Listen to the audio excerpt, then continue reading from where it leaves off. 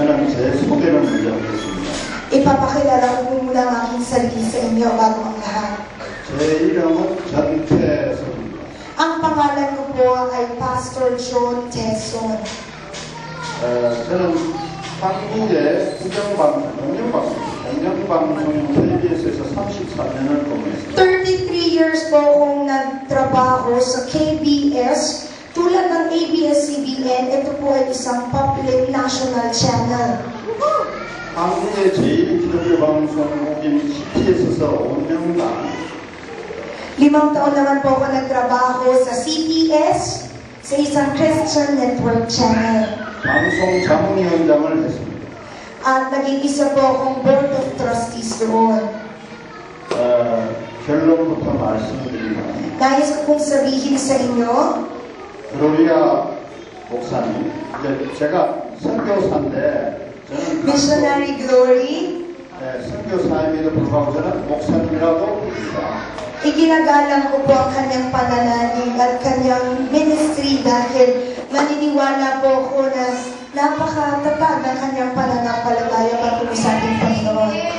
왜냐하면 다 미래 목사이기 때문에. Dahil naniniwala po ako na gagabayan po kayo sa mabuting landas patungo sa ating Panginoon. Napakagina naman ang amen ninyo! Amen po ba? Amen ninyo, ha? Ganyan malakas ha, yung intensity.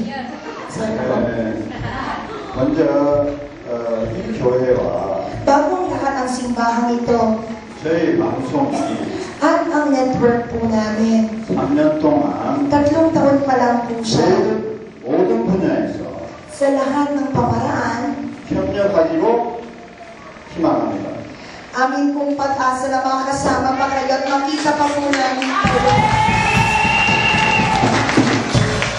대한민국 안에서도 1년 이상 협력하고는 촉산되는 아무데도 없습니다. Wala pong tumagal ng 1 taon kahit ang relasyon sa Korea. Ibig sabihin, kung meron man pong ties dun sa simbahan, parang 1 beses lang at nagwawakas. 우선 3년 동안 협력을 해서 Pero sa loob ng 3 taon po na lumipas, 모든 분야에서 지원할 수 있도록 하겠습니다. nakikita ko po kayo na bukod tangi ang kagandahan at ang magandang puso.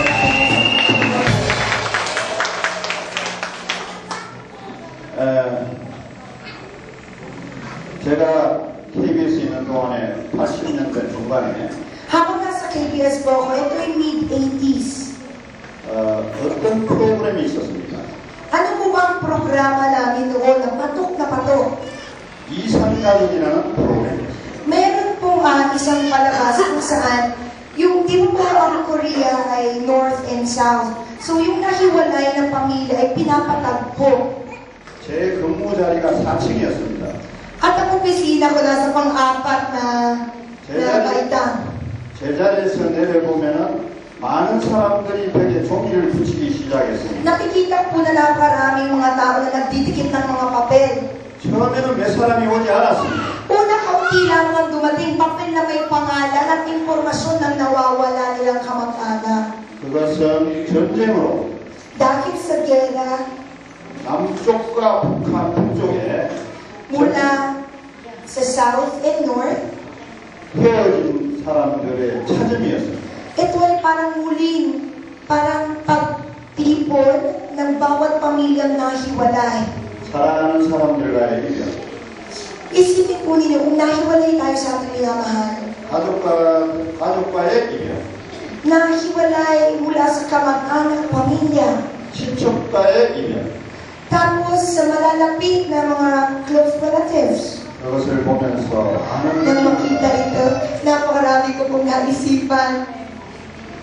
헤어져서는 안 되겠다는 생각. Sabi ko, hindi pwedeng paghiwalay. 우리는 다 같이 사랑해야 돼. Dapat po tayo magmahal.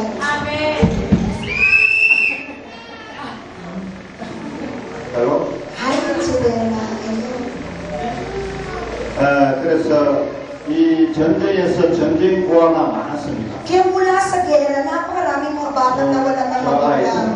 Kasing edad lamang ang batang iyan. 그래서 Kaya nga po, 그때 감동을 많이 받았습니다. noong mga panahon na iyon, sabi ko, ito palang sinasabi nilang pagmamahal, overwhelming na, ito pala yung ganong klaseng pakiramdam na pag-ibig. 그 광장은 모두 울음바다가 됐어요. Bakit po, nang matagpuan niya ang kanyang kamag-anak at kapamilya, umiiyak lahat siyempre mula sa norte. 그래서 우리는 정말 사랑하는 사람과 헤어지지 마시고 Kaya po kung inyong minamahal, huwag nyo nang pakawalan. 오늘 설교 전할 말씀은 Ang aking ipapahayag po na salita ng Diyos ngayon, 주의 은혜를 전파하자. ating ipahayag ang grasya ng ating Diyos.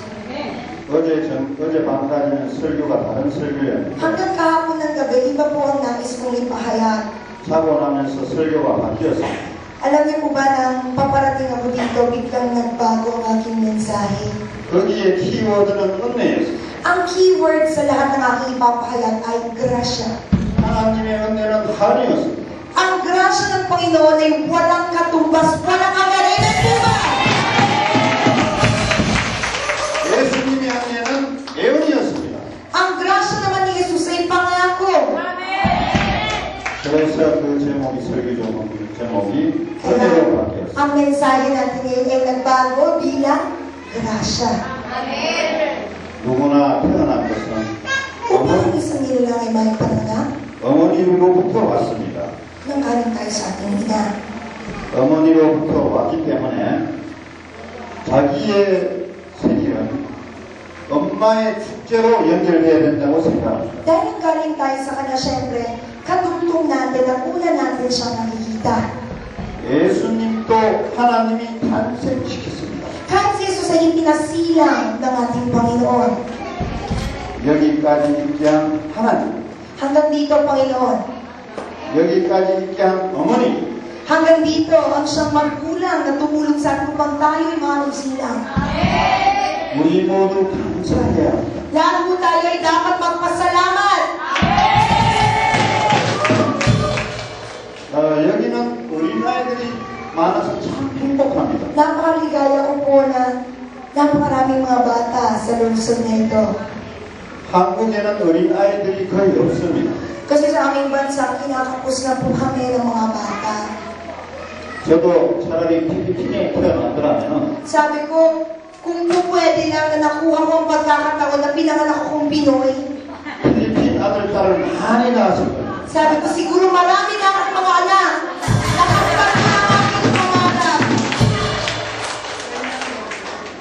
여러분들은 행복합니다. Maligaya po kayo. 많이 낳을 수 있어요. Dahil marami kayong pamilya.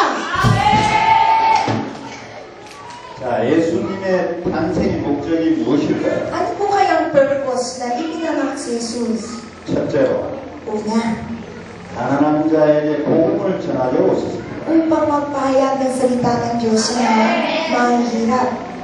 주님께서 오심은 하나님 아버지 섭리입니다. Ating kahirapan na tinutukoy dito na pang-espiritual at pang-pisikal dahil yun ang batas ng Panginoon. 주님의 오심은 성령이 임하심으로 시작됩니다. Nagsimula po ang lahat dahil sa Holy Spirit, dahil sa Espiritu Santo, dahil pinag-ubaya na sa atin ang tuluyan ng ating Diyos. 성령의 임재가 나를 이루어 전파고 하는 예수님의 고백은 Sabi ni Jesus, ipinapaubaya ko sa inyo ang Espiritu Santo. Ang pagtapat niyang iyon ay 하나님의 은혜의 섭리가 시작되었음을 알려주는 ay 것입니다. pagsimula ng grasya ng Diyos, ang pagkilos ng Panginoon. 주의 성령은 종으로 하여금 Ang Espiritu Santo ay nagmula sa Panginoong Diyos 가난한 자를 향하여 나아가게 patungo 합니다. sa mahihirap, nais niyang umabante tayo. 가난한 자는 영과 육 모두 공고한 자를 말합니다. Kahirapan na tinutukoy dito ng pangpitang laman at pang-espiritual. 글자 그대로 물질이 빈약해요. Dahil hindi lang naman kakulangan, kakapusan ng pampinansyal ang tinutukoy natin dito. 어려운 처지에 놓여있는 사람들을 말합니다. Sa bawat nilalang na naalanganin at may dinadatnan ng pag-uusig at mga dinadakan ng problema. 자에게는 복음이 반드시 필요합니다. Sa bawat mga nahihirapan, kailangan nila ng salita ng Diyos. 어디에도 기댈 수 없는 그들에게는 Sa bawat mga nilalang na wala na masisilungan, 하나님 나라의 소망이 최고입니다. pinakadakila ang pag-asa sa 그리고 예수님 자신이 그들에게 위안이 됩니다. At Jesus ang siyang nagiging halimbawa natin dahil lahat ng naranasan niya ay ating din pong nararanasan.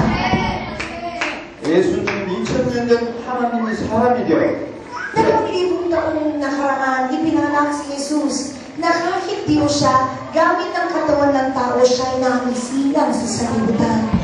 태어났습니다. Nakisilang po siya. 하나님이 사람의 몸이 되어서 오셨습니다. Dumating siya gamit ng pita ng laman 십자가에 또 죽으셨습니다. at namatay siya sa krus. 영원한 생명을 주기 위해서 Para bigyan tayo ng buhay na walang hanggan. Siya'y muli na buhay.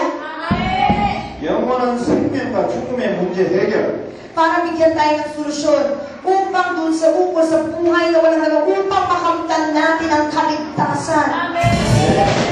제 문제 해결, Upang bigyan ng kalunasan ayon sa kasalanan. 이런 구원의 주님의 탄생으로 Dahil siya'y nanisilang sa mundo upang tayo'y mailigtas.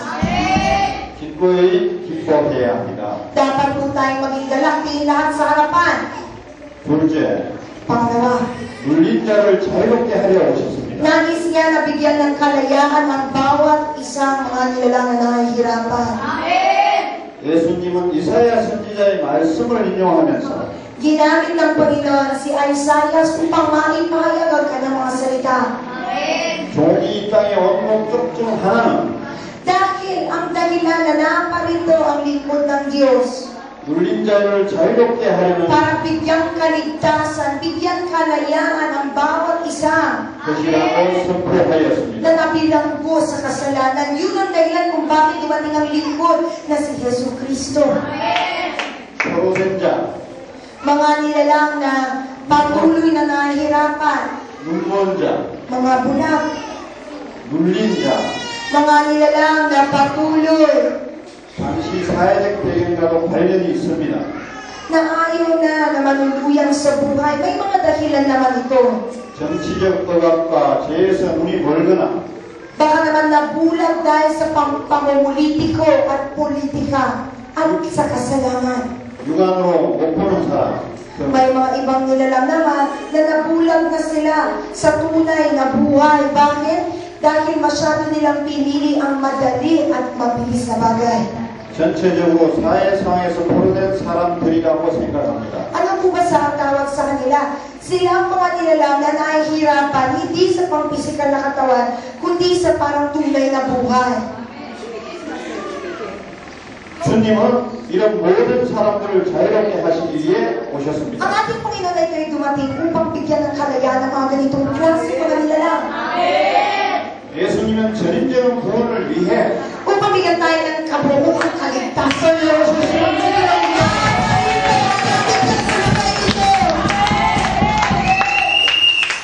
주님 오시고 Dumating ang ating Diyos. 우리에게 회복의 은총을 깨닫게 해줄 것입니다. Mabigyan niya tayo ng pagkalim. 저는 죽는 현장을 많이 봤습니다. Nakita ko po maraming tao na napapawilan ng buhay. 한국에 충주댐이라고 있습니다. Meron pong tawag sa Korea ang lugar ay Chungju. Dito arenda, di ba doon? Chungju Dam. KBS 취재 헬리콥터는 Ang isang KBS helicopter 충주댐 수모를 취재하기 위해서 upang pumunta sa Chungju Suwon. So, parang Anggap Dam, 취재에 나섰습니다. pumunta sila para mag-broadcasting kasi meron silang dapat makuha ng mga panahon na yun. 좋은 영상을 만들기 위해서 Para magkaroon sila ng pinakamagandang balita, 헬리콥터는 낮게 수면 위로 떴습니다. tumaas na ang helicopter. 그러나 전기줄에 뒷꼬리가 엉켰습니다. Pero ano nangyari? Biglang may lubi na parang na ano po na buhol dun sa helicopter, dun dun sa wing ng helicopter hanggang nagkaroon na nga ng 헬리콥터는 물속으로 추락했습니다. at nahulog sa dagat, sa dam ang siyang helicopter. KBS 전체는 7,400원을 우는 바다가 되었습니다. 7,000 kaming nangiramay at umiyak. 삶이란 무엇인가? Na sinabi namin, ano naman ba ang buhay? 오 하나님 O Panginoon, 우리에게 힘을 주시고 bigyan niyo po kami ng lakas. 희망을 주시옵소서. Bigyan niyo po kami ng lakas. 하나님께서는 Ang Panginoon, 은혜의 해를 전파하러 오셨습니다. dumating siya upang iparating sa atin ang grasya 예수님은 이 땅에 하나님의 나라를 para kabuuan na karangitan 선포하기 위해 ay 오셨습니다. makasanayan dito sa lupa para maging pang-asang karangitan mo sa atin. 회개하라. Upang maipayag natin na huminaba tayo ng kapatawaran at taligdan ng kasalanan. 천국이 가까이 왔다. Nalalapit ang langit. 애쓰신 예수님의 말씀에 Ang salita ng Diyos at pinahayag ni Jesus. 수많은 사람들이 회개하고 Na maraming nilalang ang humingi ng kapatawaran. 예수님 앞으로 나왔습니다. Bumalik muli sa kalooban ng Diyos. 저도 죽을 뻔했습니다. Muntik na rin naman po ako mamatay. 저도 한 3년 전에 Kasi nung 죽다가 nakaraan, 살아났습니다. nanggaling din po ako sa hantungan ng kamatayan. 간이 거의 3분의 1이 다 무너졌습니다. Alam niyo po ba ang liver ko, nasira po siya, nabutas daw po siya. At ang natira na lang, parang 조개를 잘못 구워서 폐혈증이 걸렸습니다. kung kaya po natin ito, tanggalin na dahil kinain na ng uod, hindi niyo po pwedeng pabayaan yan. 저는 기도했습니다. Nanalangin po ako, 아버지 Ama, 생명을 주시옵소서. bigyan niyo po ako ng buhay. 내가 살아나면 Kung mabubuhay po ako, 하나님을 위해서 일하겠습니다. magiging lingkod po ninyo ako. Ilagay ko po ang buhay ko sa inyo. 다시 신앙을 했습니다. Nag-theology po ako 3 taong nakaraan. 목사가 되었습니다. At naging pastor sa napakahuling panahon.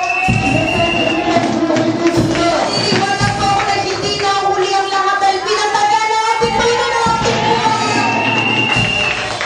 저를 위해 기도를 많이 해주십시오. Ipanalangin niyo po ako. 저는 그로리아 목사님을 위해서 기도를 많이 하겠습니다. Para kay Missionary Glory, patuloy po akong mananalangin. 예수님은 Si Jesus, 이 땅에 오신 최종 결론은 ang dahilan na naparito siya sa lupain ito, 은혜의 해를 전파하러 오셨다고 upang 하십니다. maipayag natin ang kanyang grasya, 내일에 나오는 희년이 ang kanyang kahabaghan na patuloy na pinapaglago sa atin. 곧 이 땅에 하나님께서 Ay huwag ninyong kawalan dahil ang Panginoon, 정해주신 은혜의 해였습니다. binigyan niya tayo ng pagkakataon habang tayo'y humihinga lamang. 희년이 되면 Kung dumating na nga ang later life, 모든 거래가 금지되고 maraming simbahan ang matutulog. 종들이 기한되고 Maraming lingkod ang magiging alipin. 빚은 탕감됩니다. At patuloy na dadami ang utang. 지나간 모든 삶 속에 Kung sa gayon sa lahat ng lumipas nating mga buhay, 물리고 huwag na natin pakawalan 포로되고 upang ang pagiging alipin, 억압된 것이 ang lahat ng dating pamumuhay 해방됩니다.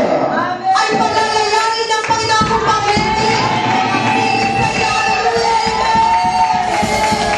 모든 자유가 Lahat ng kalayaan 주어지는 은혜가 at ang grasyang kanyang pinagkakaloob 임하는 때입니다. ay angkinin niyo na habang kayo ay buhay. 오늘 두 딸을 주신 Ngayon ang siyang nagbigay ng 2 anak 은혜의 딸을 주신 na puno ng grasya. 그로리아 목사님을 사랑합니다. Minamahal ko po ang Missionary Glory at kayong lahat.